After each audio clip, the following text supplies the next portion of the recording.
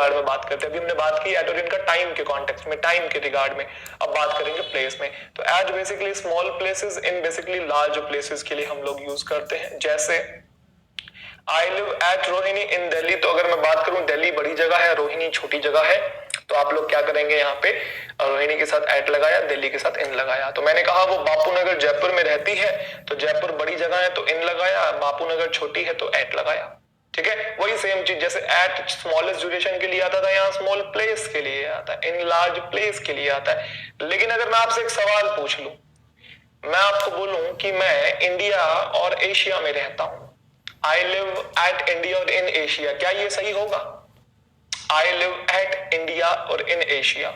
अब आप बोलोगे सर अगर ऐसे देखें तो एशिया बड़ा है उसके साथ आपने इन लगा दिया, और इंडिया छोटा है तो आपने एट लगा दिया, लेकिन ये गलत है, ये गलत है। इसको हम ऐसे बोलेंगे I live in India comma Asia.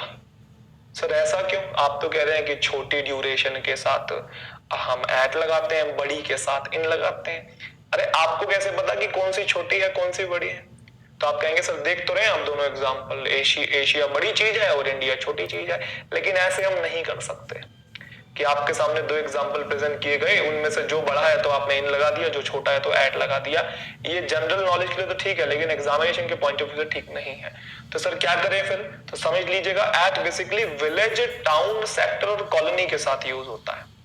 ठीक है, ध्यान रखिएगा, विलेज, टाउन, सेक्टर, कॉलोनी के साथ यूज होता है, और इन सिटी, स्टेट, कंट्री और कॉन्टिनेंट के साथ यूज होता है। तो अगर आप बोलना चाहते हैं कि जैसे मैंने कहा आई लिव इन, अब मुझे बोलना है कि सोनीपत हरियाणा, तो मैं ऐसे नहीं बोलूंगा आई लिव एट सोनीपत इन हरियाणा, गलत हो जाएगा ये, क्योंकि सोनीपत बड़ी जगह है ना, डिस्ट्रिक्ट है, एक सिटी है एक तरीके की। यस और नो? तो मैं ऐसे बोलूंगा आई लिव इन सोनीपत, और उसके बाद कॉमा लगा के हरियाणा, क्योंकि हरियाणा भी बड़ी जगह है, दोनों के लिए इन आता है तो इन कॉमन निकाल लिया।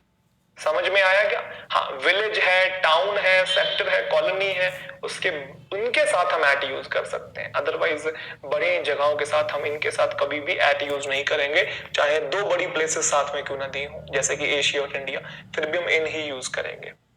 मुझे लगता है कि मेरा पॉइंट आप लोग तक पहुंच पा रहा है और आप लोग समझ पा रहे हैं चीजों को बहुत अच्छे से। तो चलिए अगली